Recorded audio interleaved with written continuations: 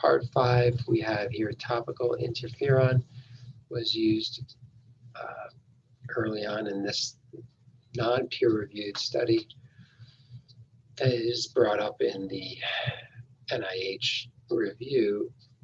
You could see the Wuhan, Hubei medical staff from January and February. There were quite a few of confirmed cases that people had from exposure, probably not wearing masks, but about 3,000 people were given this topical interferon nasal drops combined with subcutaneous thymosin, and look at there were no confirmed medical staff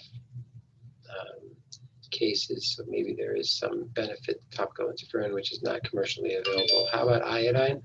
Rapid in vitro inactivation of SARS using 10% povidone iodine. Basically, you take 0.5 cc's of this and you mix it with 9.5 cc's of water, and you can get a 0.5% solution.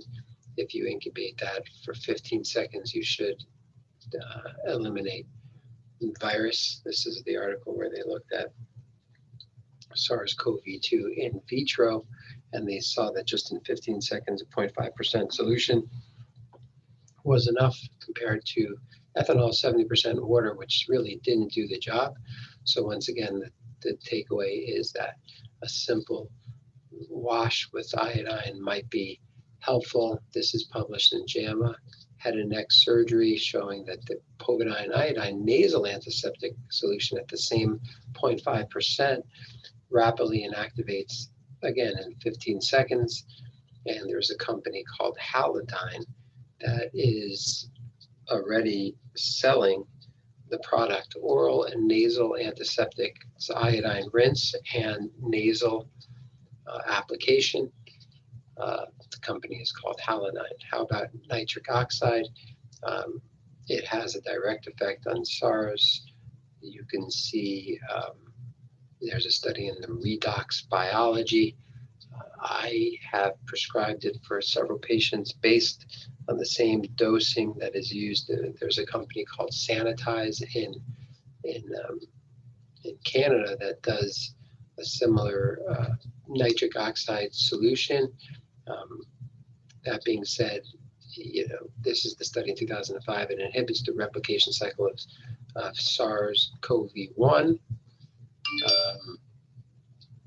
It is worthwhile mentioning that inhaled nitric oxide does not seem to have the same benefit in terms of improving oxygenation in ventilator patients. If you look up articles on inhaled nitric oxide in COVID-19 patients, however, anecdotally in our hospital, we have had success at least tiding over some oxygenation issues.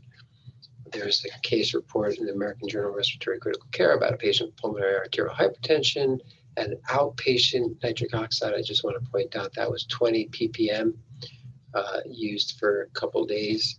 And again, that is the dose of the nasal spray, 22 ppm, and you could use it up to 5 times daily. That's part 5. Thank you.